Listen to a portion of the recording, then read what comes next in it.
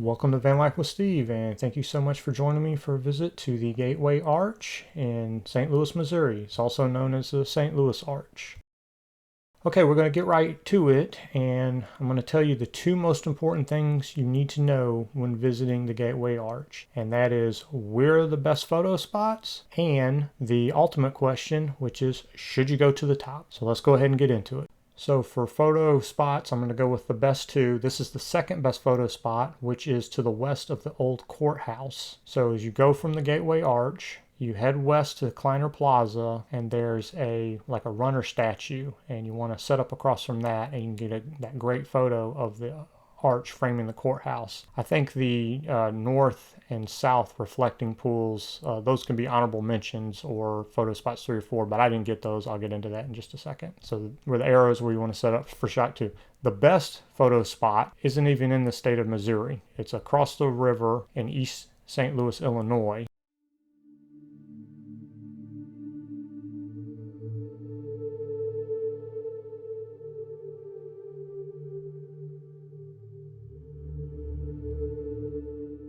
And it's in this Malcolm W. Martin Park, and this is where you're going to get the best picture you can take of the Gateway Arch. And if you can, you want to be there during sunset, because you can just get an amazing photo of the sun setting behind the courthouse and behind the arch. It's really amazing. It's one of my favorite sights on my entire trip. Let's take a look.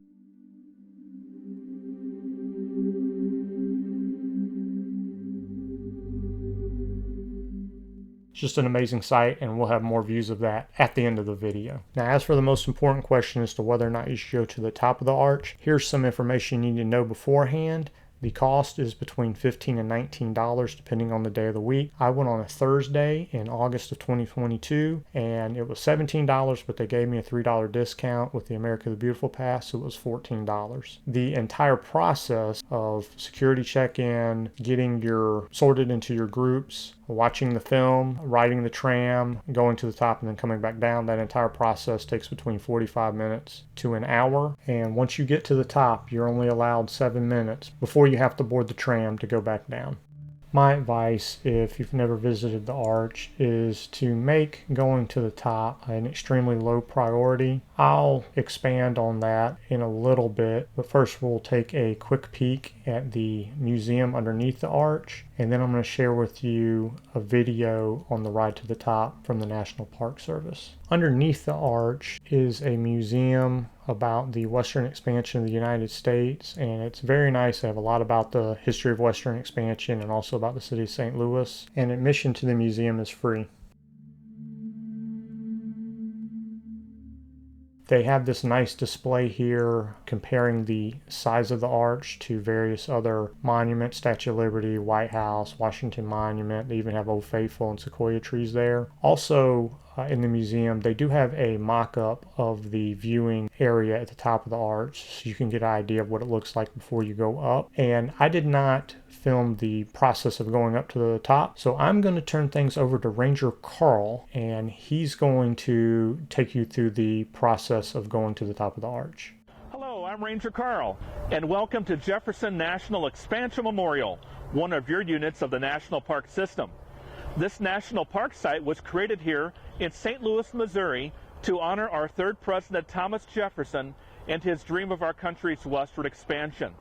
Come join me as we ride to the top of our country's tallest national man-made monument, the Gateway Arch.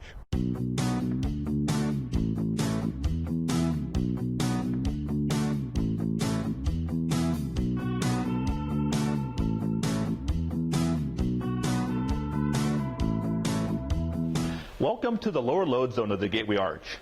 In just one moment, we're going to board the tram capsule for our journey to the top. The ride to the top of the Gateway Arch takes 4 minutes, and the tram moves at a top speed of less than 5 miles per hour.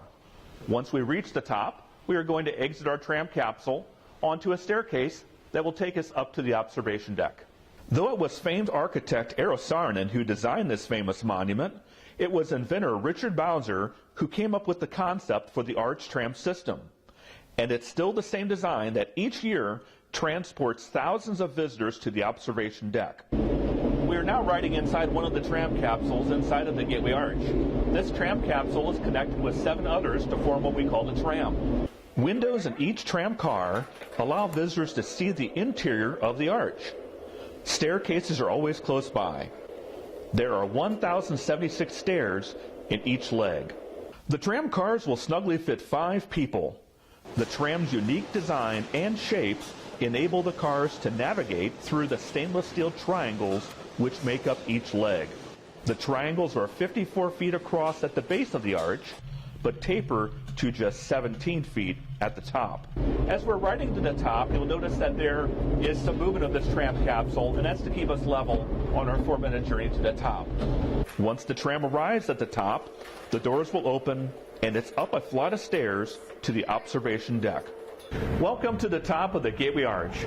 We are standing here at the Arch Observation Deck, which is 630 feet above the ground. On a busy summer day, the top of the arch can accommodate 160 visitors.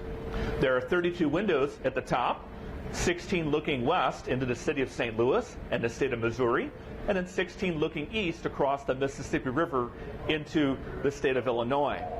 On a windy day, you can feel the top of the arch sway in the wind. It is designed to sway about a half an inch in a 30-mile-per-hour wind, an inch and a half in a 50, and a maximum sway of 18 inches in a 150-mile-per-hour wind. The arch is also designed to withstand earthquakes up to 8.5 on the Richter scale.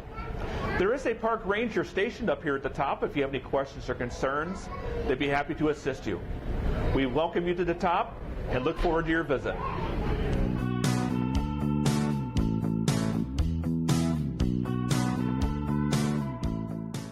Thanks, Ranger Carl. I really appreciate the National Park Service having those public domain videos available for other people to share. Here's a look at the Travado from the top of the arch. You get a great view of the city of St. Louis. There's no question about that. I do feel like, in my opinion, here's Busch Stadium. It's not worth the $14 or $17. There's just a little bit of difference between the city of St. Louis and a place like New York or Chicago or something like that. So that's why I would say I'd make it a low priority. I wouldn't say, don't go up to it or anything, because if you go all the way out there, you might as well go up in it. But if things don't work out or whatever, it's not something that I would regret not seeing. But if after viewing the process and looking at these pictures, if you still want to go, hey, by all means, go to the top.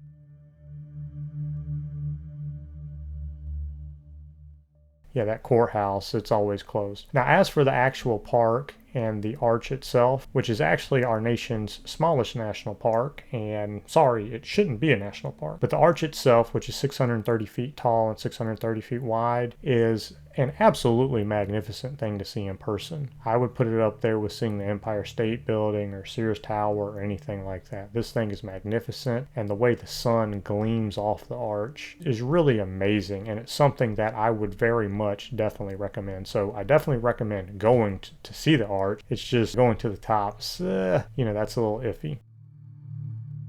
Again, the park that surrounds the arch is an absolutely beautiful park, and I would definitely try to make time to go out there for like a picnic or to walk and explore the grounds, because again, the park around there is very nice. If you're enjoying this content, I'd appreciate it so much if you give me a like, and if you want to see more, please consider subscribing and turn on the bell for notifications. Thanks. Let's get back to the video.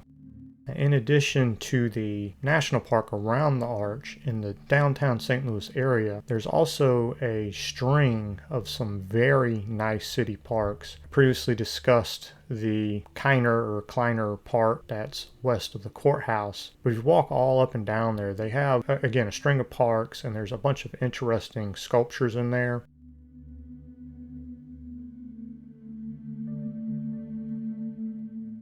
You can also go and explore Busch Stadium. I would recommend when visiting the arch, you do want to check to see if there's a baseball game on that day, because that can mess up your parking. And there's also this interesting place called City Museum, and it's kind of like a psychedelic McDonald's play place or something like that. It's definitely for kids, so if you have kids, I encourage you to check it out. Not a lot for adults to do on the lower levels where you can climb around and all that kind of stuff. That's for children who are smaller. But on the third floor, they have this really expansive collection of insects, and it's pretty neat to check out.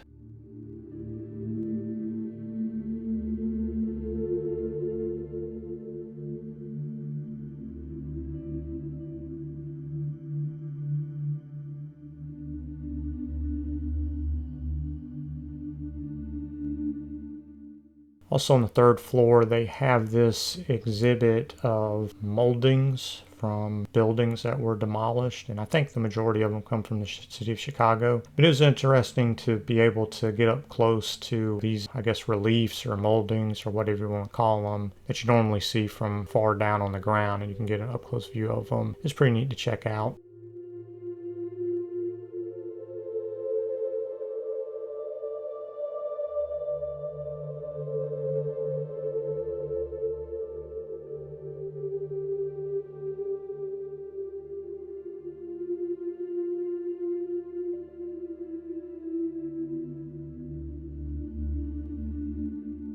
Also at City Museum, you're able to go up to the roof where you can get another view of the city of St. Louis. I hope you enjoy it.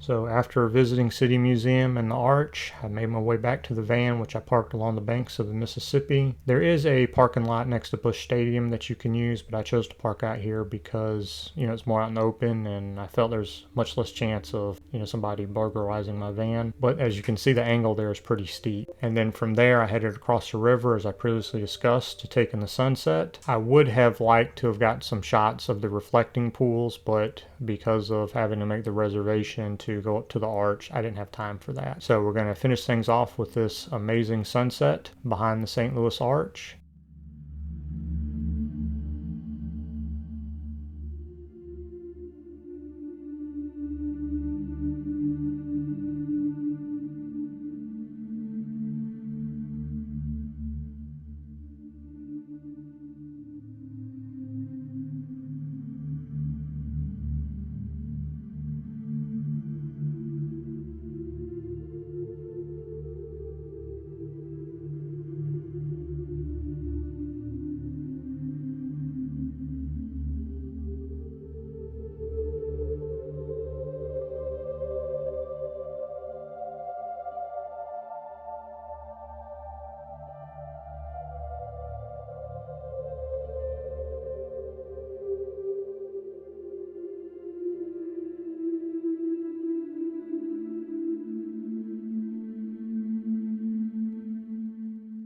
Thank you so much for watching, and I will see you in the next video. Take care. Bye.